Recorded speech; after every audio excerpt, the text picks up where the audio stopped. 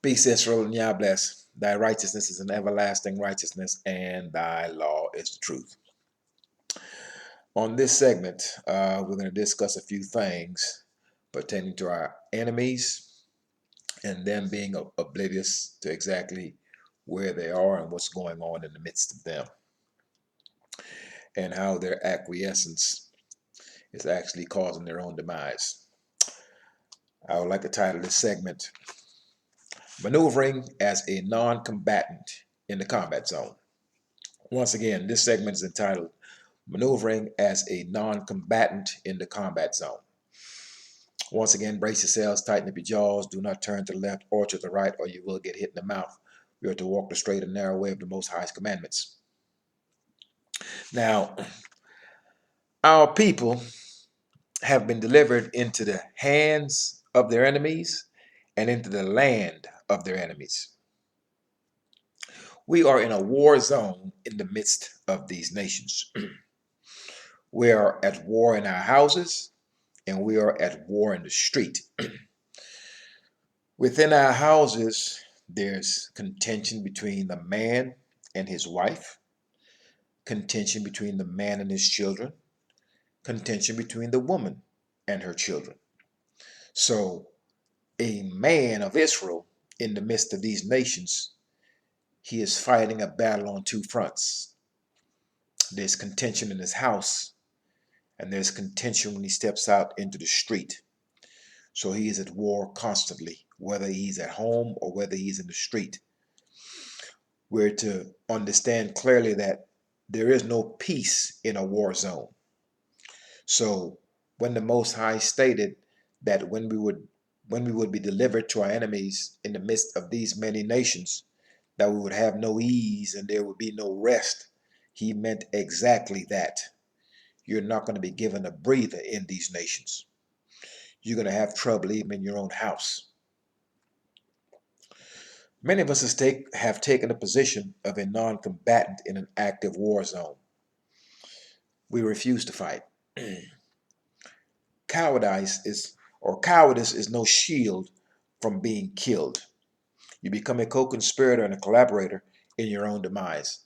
Many of our men are unwilling to fight, or unwilling to even acknowledge that we are in a fight.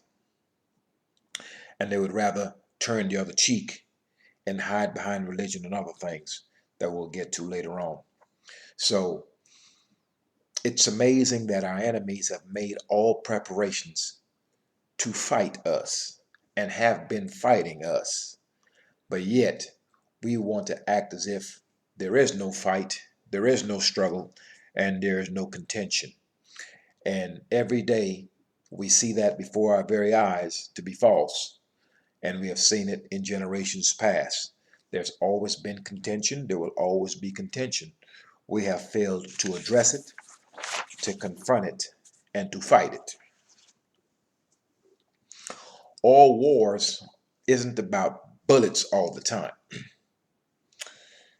We're fighting the unconventional and the conventional at the same time. The unconventional, propaganda. We're being framed. We're being demonized. We're being slandered. We're being ostracized, etc. So the battle can be done from a verbal perspective via propaganda through the media and the way that our people are displayed and portrayed. Many of our men and women are guilty of being co-conspirators by some of the things that they do and say in the media. That does nothing but becomes a detriment unto us and our image.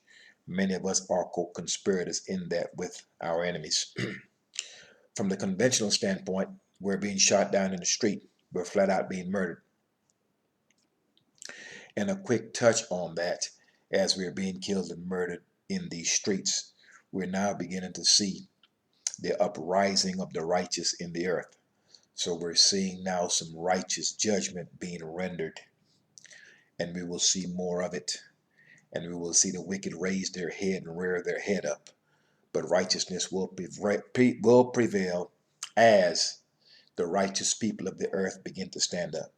And that when I say the righteous people of the earth begin to stand up and take their lot, and put away the idolatry and put away the wickedness and do away with lawlessness and return back onto the Most High's law, statutes, judgments, and precepts. The goal in a channel such as this and those who teach righteousness is to ensure that righteousness is upheld in the earth, to espouse the Most High's laws, statutes, judgments, and precepts. And the goal is to make it difficult for anyone who is maneuvering in wickedness and maneuvering in lawlessness, make it difficult for them to breathe, make it difficult for them to move and maneuver. So as we teach the children of Israel this righteousness, and we teach the heathen this righteousness also, we want to make it difficult for anyone that's wicked to have any allies. That way wickedness will be stamped out. And we must teach people what we want them to know. So if we want them to know righteousness, we're going to have to stand up in our lot and we're going to have to teach it. As it pertains to religion, religion has been the tool used to groom the non-combatant. A black Christian is a comfort to his enemies and an enemy unto himself. When you tell one of our enemies that I'm a Christian, he can let his guard down. You are no threat to him. He understands clearly that his indoctrination or the indoctrination of his forefathers has worked. And you will not be in opposition to him, nor will you raise a hand to him, because white supremacy has been instilled in your brain. And you will put his life above your own. So religion has always been a place for us to go and hide. Meanwhile, our enemies do not hide behind religion. If you do harm to them, they will galvanize the troops, get their buddies, get their guns, and they're coming to see you. However, though we may espouse to actually be in the same quote unquote religion as our enemies who has given us this falsehood, yet our approach, once we are violated, is somehow supposed to be totally different than their approach. If they are violated in any way or they are harmed, they will make sure they make an example of those who have harmed them, and it's going to be physical. However, if we are harmed, especially if we're harmed by them, we're encouraged to forgive. We're encouraged to turn the other cheek. And then we hear this nonsense, let he who is without sin cast the first stone, and all this other madness that they teach us, but they do not do. And so our men find some type of comfort in hiding behind religion, for that is a shield of the coward, especially Christianity. Religion and cowardice go hand in hand. Let's face it, these chumps are not going to fight. Your average pastor, look at this man. Do you think if you were to go against your enemies today to fight them, can you see him leading you anywhere against your enemies in an all-out war? You can't. These men are, some may call them passive-aggressive. I call them flat-out effeminate. They're men that simply fleecing the people and taking advantage of them. And they're double agents. They're working on the behalf of their enemies while being a hindrance and a detriment to the very people that they claim to serve. These men are not fighters. They're not going to fight anything. They're in cahoots with their enemies against you. So they're not leading you in any way to be in opposition to the very hand that feed them, and that is their enemies. Most of our men they're cowards altogether, because the Most High is not before them. Once the Most High turned his back upon us and sent us to these nations, he took his spirit from us. So therefore, there was no spirit of bravery. He weakened us. That's why we're in the nations in fear. Your very pastor is going to stand up and talk about how he's fearful for his life when they pull him over and all these other things. He's scared too. He's supposed to be the leader or a leader. He's terrified. So therefore, how can he possibly lead you anywhere? So cowardice in the midst of our men has become commonplace. Many of us are simply unwilling to fight. A brief look at history. Now, there was a time when shows such as Eyes on the Prize actually, they would run that normally during Black History Month, and we will see many different clips that chronicle the civil rights struggle of our people and the many things that we've gone through and the many things that our enemies have done unto us. You'll be able to see it in film right there on black and white. And you don't even have to look at the Eyes on the Prize. You can turn on your TV today and you can see them planting things upon us, doing harm to us, shooting us down in the street without just cause, in pure unrighteousness. You can see this before your very face. And though we see this, we fail to believe it. But these shows actually chronicle all the struggles of our people. And our people have had many leaders, some that stand out more than others. Leaders such as Dr. Martin Luther King, leaders such as Malcolm X. Now, both of these men are very prominent men as far as leaders in the history of black people here in America, of our people in America. Both of these men were removed.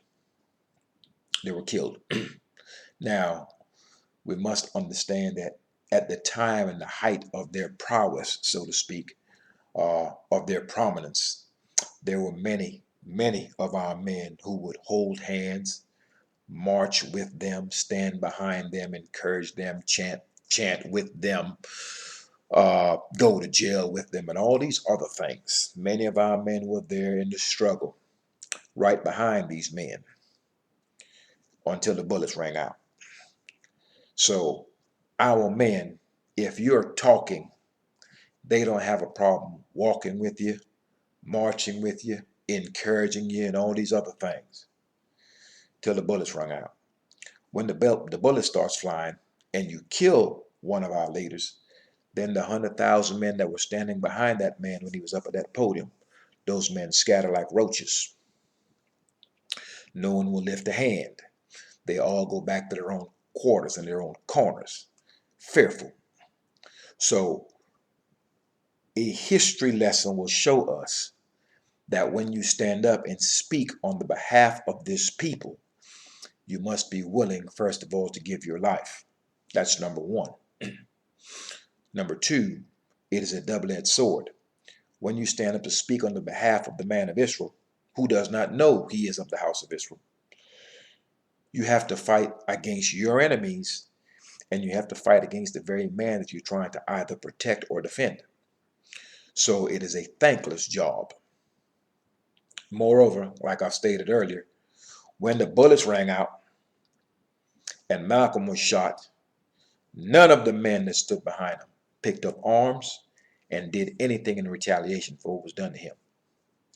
And the same thing goes for Malcolm and all the other leaders that they have killed,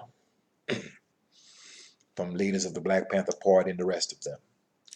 Once one of them were murdered, all the men that were behind them chanting, marching, or whatever else they may have been doing, they scatter like roaches. These men are not built to fight, have no desire to fight, have no will to fight, have no might to fight. Why? Because they don't walk in the Most High's law, statutes, judgments, and precepts, and the Most High has taken the spirit away from them. They don't have it. And so therefore they cannot stand before their enemies and do anything. The book speaks to this. So either A, we are delusional, or we just have to be a group of people that has fallen into a series of specifics as far as coincidences go, or the Most High's word is indeed true. Look at some of these clips with Dr. Martin Luther King and look at the people that has been behind him or that were behind him. These are many men, many of them. All of them no desire to fight. And there are thousands of them, hundreds of thousands of them. They will not raise a finger when these men were killed. These men are not built to fight. So if the man that's leading stands up and speak or decides to speak on the behalf of his people, if he doesn't do that in righteousness, if he doesn't do that while walking in Torah, in the Most High's law, statutes, judgments, and precepts, that man has absolutely no protection. Let me say that again. Many of these leaders who have sought to lead our people out of the mess that they're in, they sought to do it by other measures other than what was stated in the book of remembrance. To lead this people out of this mess, you're going to have to lead them in righteousness. You're going to have to lead them in the Most High's law, statutes, judgments, and precepts. Now, to use any other tool other than that, the Most High will not strengthen you against your enemies, nor will he protect you against your enemies. Neither of these men had any protection when their enemies sought to kill them. Not only that, the men that were standing behind them, that were supposed to be their supporters, did not lift a finger once they were killed. If that doesn't make the Most High's word hold true, I don't know what does. These men have no will to stand before their enemies nor to fight them. Our enemies are subtle. They're slick. They're conniving. They're underhanded.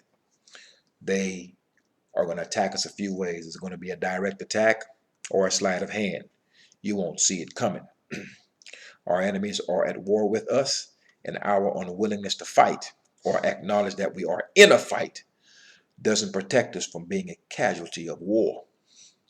So many of us want to be in this combat zone, and this combat zone is throughout the earth, wherever we live. We are at war, and many of us that are unwilling to fight are unwilling to acknowledge that we are in a fight and that we are at war. However, your ignorance does not protect you from being a casualty of war. Many of us want to actually just act as though this is not happening. And this is the fastest way to get yourself killed. We are oblivious to the attack. We never see it coming. And we seem to be shocked by this when we have a history of ourselves and our enemies in all the nations in which we have lived, in which we have been scattered. We can look through, we can backtrack through the records, and we can clearly see exactly what our treatment has been by our enemies in the many different land masses of the earth where we dwell. And yet, when we are blatantly attacked, we are shocked. We're oblivious to the attack. Somehow we never saw it coming for some reason. Our enemies are very subtle, as I've said before. All their attacks are not necessarily in your face. Some can be in your face in order to intimidate. The others will be indirect. In other words, the indirect attacks are simply used to cause confusion. You don't know who did it. You don't know where it came from. It cannot be pinpointed. Other attacks are going to be direct. That way you know exactly who did it. Our enemies don't seek to compete with us. We are at war, and we are in a race, whether we're willing to admit it or not. An example would be this. There's been times when I'd pull up at a stoplight. I'm relaxing. I'm just taking a drive. And you're at this stoplight, and then the light turns green. And all of a sudden, the guy that's next to you takes off at 100 miles an hour to the next light. Here you come cruising up right alongside him. You kind of look over at him, and he's shaking his head like, yeah, buddy, I got you. Now, in his mind, he had just won a race. He doesn't care if you were not prepared for that race or not. He doesn't care if you didn't know that there was a race. In his mind, he won. And he will take excitement and take joy in the fact that he won something against a man who was not even aware that there was a race. Now notice I said there was a race. I didn't say there was a competition. Our enemies, they are not looking to compete against you. They're looking to flat out beat you.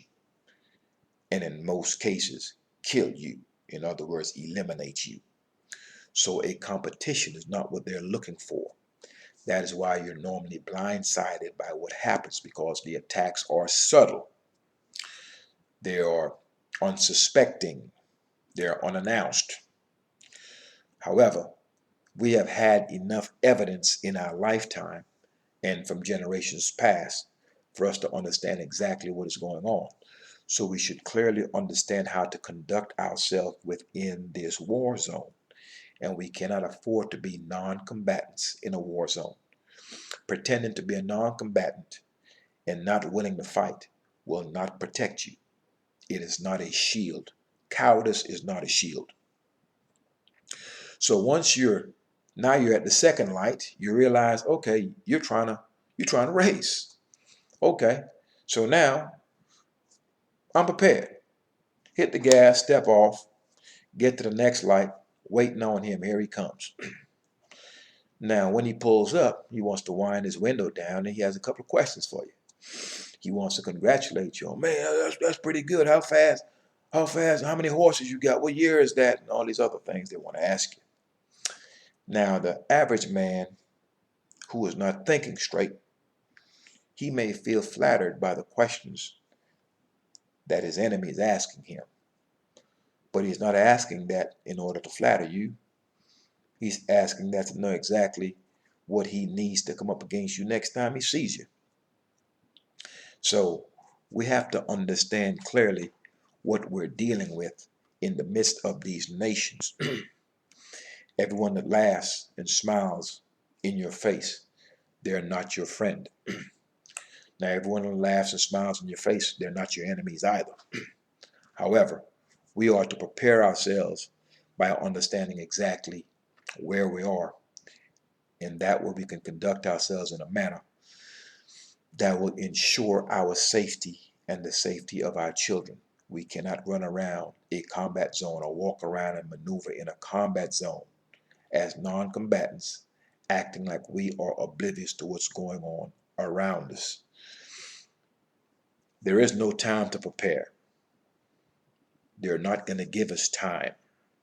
If I give you time to prepare, then that means I have a willingness to compete for us to fight on level ground, on an even playing field. This is not an interest to our enemies, but this is not the interest of any combatant in a state of war. There is no general that seeks to fight another army on even footing. Doesn't happen. Every general is looking for the upper hand by which he can win and lose the least amount of men possible and equipment. The overall underlying theme of combat is the element of surprise. And so therefore we have to understand that. And combat at its core is deception. In other words, in a combat zone, no one fights fair. Somehow as a people, we're expecting others to deal with us in a combat zone in a fair manner.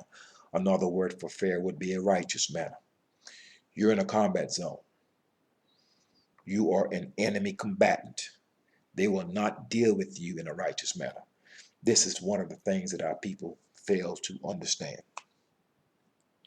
Once again, our enemies will not give us the time to prepare, because to prepare would mean that he's willing to fight you on even ground. He's not willing to do that. He has no interest in competing. He is interested in winning. His interest is to win at all cost, at all and at any cost. In other words, there are no rules. As long as he wins, that's the common denominator, is victory. It doesn't matter how it is done, how it's accomplished. And this mindset can be seen throughout the many nations in which we dwell. There is no law.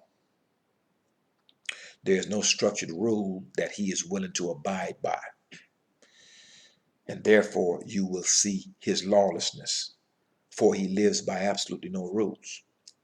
And someone who lives with no law, who happens to be lawless, is someone that you would call unrighteous. He has no boundaries. It's a free-for-all. We must understand that fighters and cowards are bred, not born. Cowards in the midst of us are not punished. Cowardice is encouraged. Now, our sons, from the time that they're young, we have to teach them how to be men and how not to be cowards and not to tolerate cowards in the midst of us. Somehow, things have been changed around in my lifetime, as far as I can see, where being a man, broad shoulders, being a man that speaks with the voice of a man, being a man that's willing to stand up and let another man know that what you're trying to pull is not going to fly, and to pull no punches with him. Somehow, that behavior is now threatening. It's now uncomfortable for most men to deal with, etc. A man is a frightening thing to a coward. Let me say that again. A man is a frightening thing to a coward. A coward is uncomfortable in the midst of men. An effeminate man is uncomfortable in the midst of a man that's not going to tolerate certain nonsense. Now, there's things that you can pull on an effeminate man and a coward that if you pull on a man, you already know how that's going to go. He's coming to see you. And there are going to be consequences for your foolishness. Somehow, this behavior, being a man, somehow is intolerable in society. Somehow now, if your shoulders are down, you speak like a woman, conduct yourself like a woman, and you're a man, somehow now you're encouraged and you're pushed to the forefront if you have effeminate behavior or homosexual type tendencies. But if you're a man, all of a sudden now there's a knock on that. And no one is punishing. We're not punishing these cowards for their behavior. And we're not taking our men who will stand up. We're not elevating them enough, especially the men that will stand up and stand up in righteousness. You know, in the book, in the days of old, all punks were sent back to the house in times of war. So when we were going to war against another nation, we would clearly ask, who are the men that's afraid? Who are frightened? Who's scared? Because if you're scared and you're a punk, go back to the house. We'll see when we get back from this war, from this fight. Because you see, cowardice, it spreads. One man is scared and terrified like a punk. He can cause that same spirit to spread through in the midst of men. In a combat zone, that's a dangerous thing. And that is why men who are affrighted, men who are effeminate, men who are homosexuals, these men who are just cowards, these men are a danger in the midst of us in this combat zone. They're to be rooted out. They're a danger to us in a combat zone. Simple as that. There's no other way to put it. Like I've said, cowardice spreads. And imagine in the days of old, if you are one of the men that say, you know what, I'm scared as all get out. I don't want to die. I'm terrified. I don't want to fight. Let me go back to the house. Now, I want you to imagine what the feelings would be towards that man and the treatment of him when those warriors came back from that battle. What type of respect would that man have in the midst of the men that came back from that battle? He would have no respect.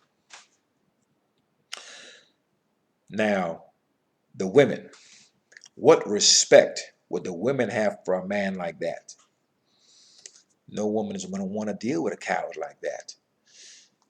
Matter of fact, he might be lucky if he found a wife.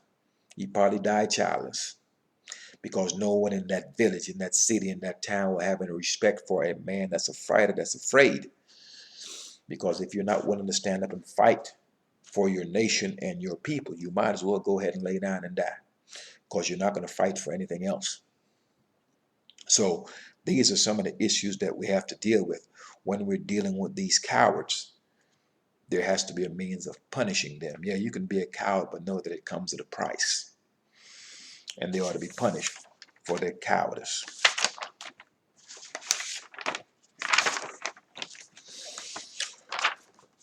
All right.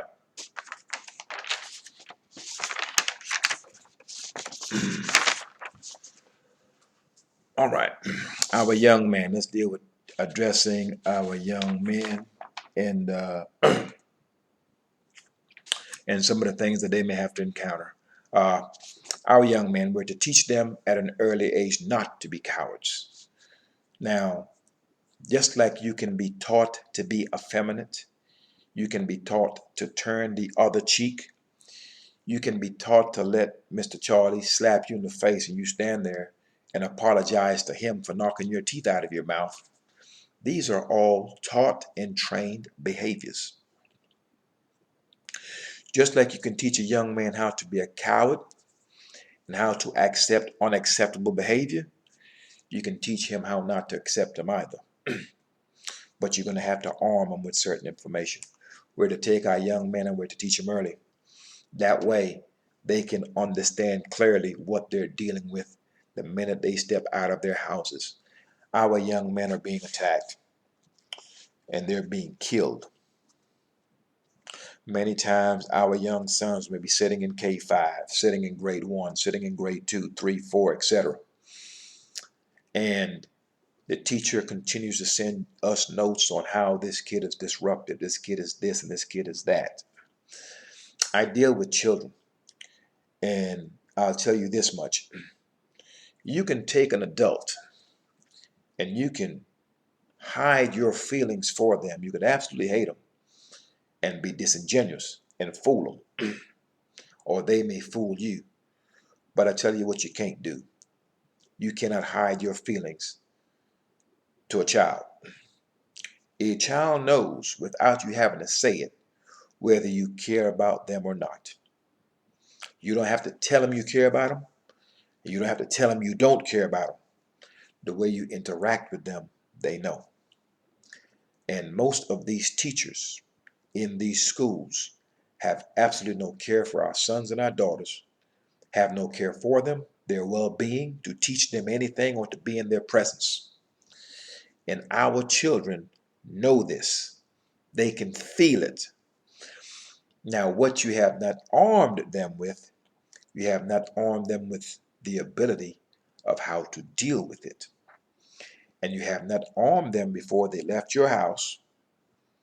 You didn't arm them with exactly how to address that, either with the teacher or how to come back towards you in the house and address exactly what they're going through in that classroom from that teacher.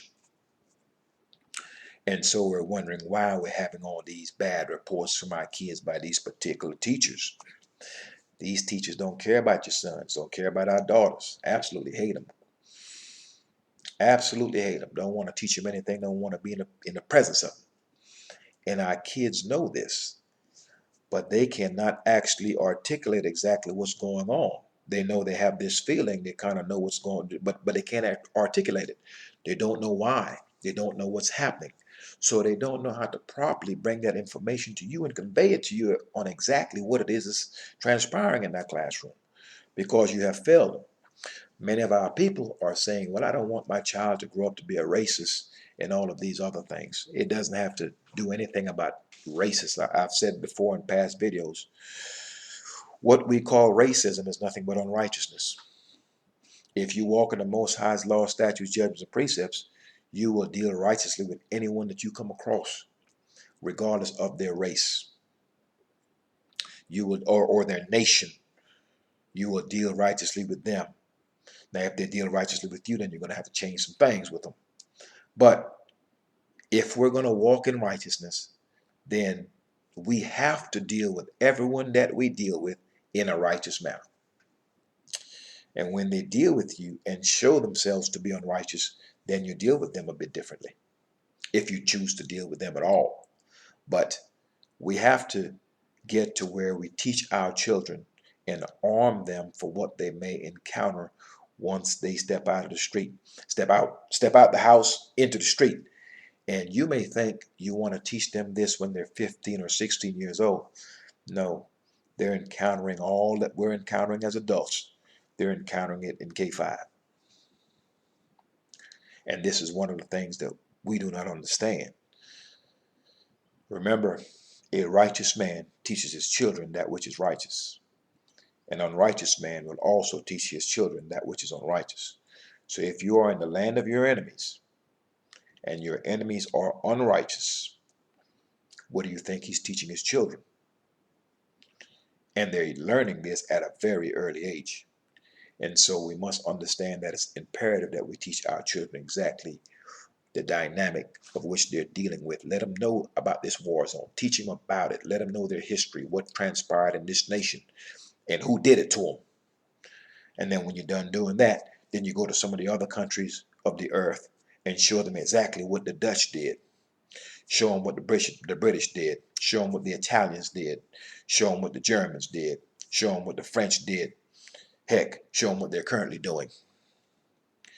That way our sons and our daughters don't become victims and casualties of war because they were not prepared and they're thinking that all of these people are somehow their friends. This is something that we must be mindful of. Our sons must be taught that they have a responsibility to their people. How many of you men out here have sons and you have told your sons, look, son, you have a responsibility to your people? How many of you have done that? Most men are operating solo. It's all about me. I'm going to go for mine. Most people are concerned about me and my house. They have no kinship or feel no kinship to their brother across the street or their brother in the other state. They have no care for them. We have been detached as far as having any type of responsibility towards each other. And this was done on purpose. The Most High did say that he would actually set brother against brother. This would happen, that he would set a fire in the house of Israel. And so the family has been torn apart.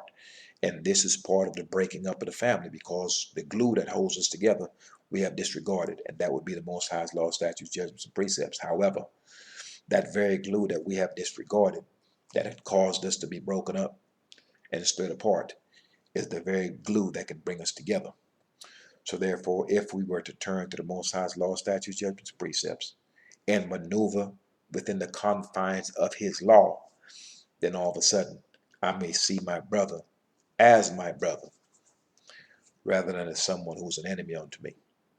And so therefore, instead of me being an enemy unto him, and him being an enemy unto me, we will now find ourselves under one umbrella, and that umbrella being the Most High's laws, statutes, judgments, and precepts. I don't think that we emphasize it enough that we teach our sons that they are to have a responsibility to their people.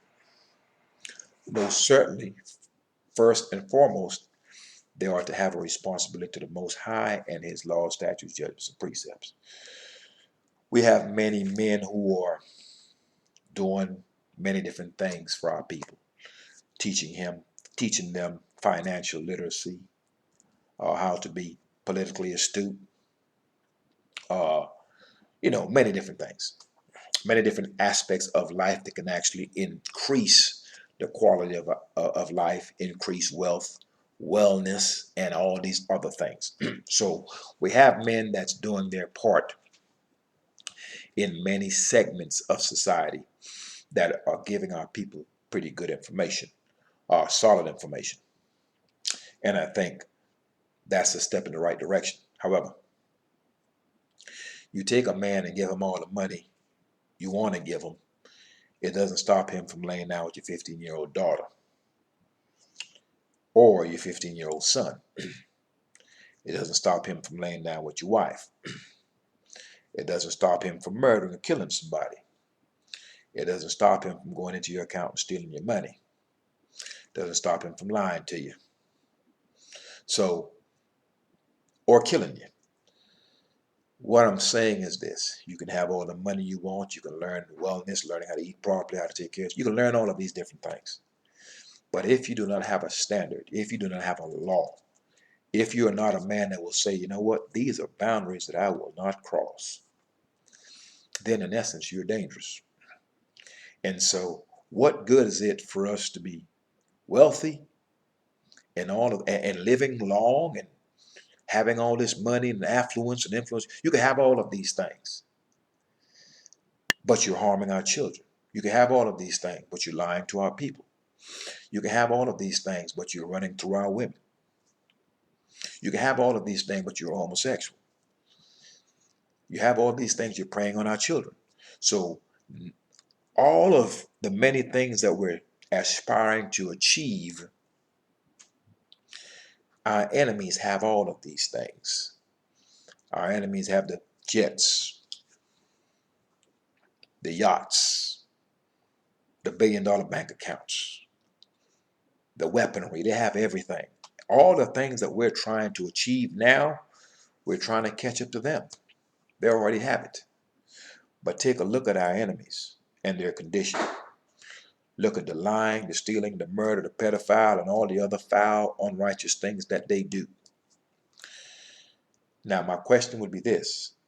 If we were today, in an instant, given all the wealth and everything that they have right now, if we were to be made on par with them, if we were to be made equal with them right now, all the money, the affluence that they have, we get it all right now, do you think our behavior would be any different than theirs? Now, when I ask that question, I want you to think about this. All that we know is what they have taught us. So if we can agree that their treatment of us, their governmental system, and everything that they have done to us and are doing to us is unrighteous, then we have to ask ourselves, why would we seek after a people that's unrighteous and seek after the ways of a people that's unrighteous?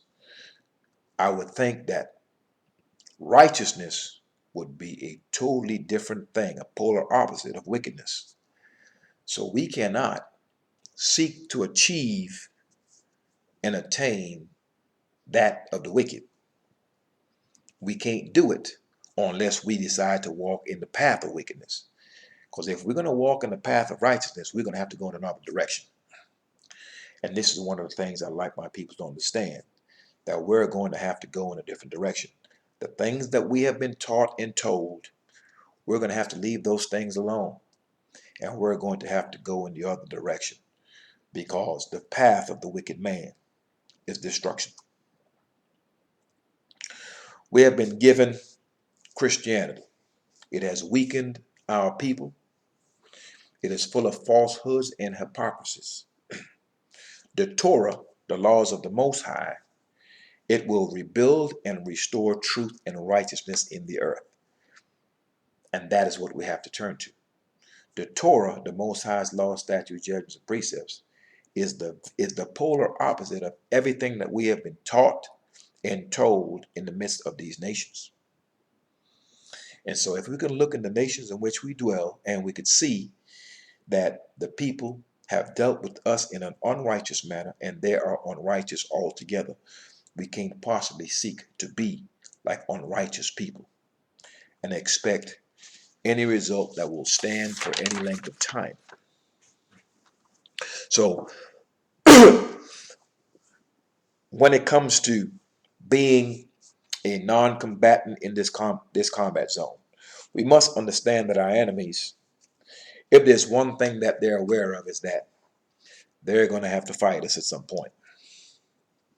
This is why you have the King Alfred plan and others, to where if something kicks off at a certain time and place, they have certain things to put in place. Okay, every Israelite in the military take his weapon, incarcerate him, take all the ones that's sitting in any public office, incarcerate them, do this, do that, do that.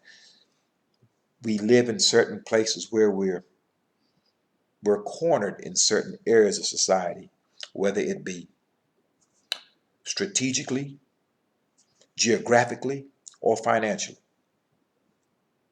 Because our enemies need to know exactly where we're at when anything threatens them. From a physical standpoint, they need to know exactly how to corral us and have places by which to put us. So our enemies have already been at war with us. We have just been unwilling combatants in the combat zone. And if the war escalates and we decide to fight, first of all, if we decide to fight, and when we do fight, we got to put the Most High before us. The Most High has to be before us. With him before us, we can't lose. So our enemies know that we're going to have to fight them. They're prepared for it. They have contingency plans in place to fight us. And that's why they're all armed. They're armed to the teeth in their homes, make their own bullets and everything else. That is not to shoot their fellow man. That's to shoot you. You have been the enemy from the start. However, we do not want to see this whole situation for what it really is. So we have to be prepared. One way that we can prepare ourselves for this big fight is, number one, making sure that we walk in the Most High's law, statute, judgment, precepts, because to walk in that law is where we will find protection. We have tried everything else, and there has been no protection for us. As it pertains to our children, we're a people that want our kids to be kids. Well, I want my children to be kids and enjoy their childhood. And so therefore, with that mindset, we are not giving them the necessary tools for them to maneuver in this war zone that they're going to step out to when they're 17 or 18. And if you do not properly prepare them when they're young because you're too busy, I want my kids to be kids, they'll never see adulthood because your enemies are going to kill them. So we have to start looking at this thing entirely differently. And when you speak in the manner of which I'm speaking right now, our enemies do not like it. Why? Because now you're making it aware that you're letting your enemies know, I understand that we are in a combat zone. And though I may know a few individuals that are not of my people, that may deal with me in a righteous manner, I'm still very aware that the vast majority of them mean me absolutely no good, me and my people. And so our people are disillusioned to where they feel as though, if this man likes me but don't like my people, that's okay. If you're at war with my people, well, technically I'm at war with you. If you have any sense, because this is your survival. And this is a combat zone. So you cannot be at peace with a man who's at war with your people unless for some reason you think that you and your people are two entirely different entities. So once again, we've got to break ourselves of this mindset that we're not going to do anything. We're going to turn the other cheek, and somehow the bad guy is going to go away. They're not going to kill our sons anymore. We can hold hands with our enemies. We can hug them, and they won't kill us.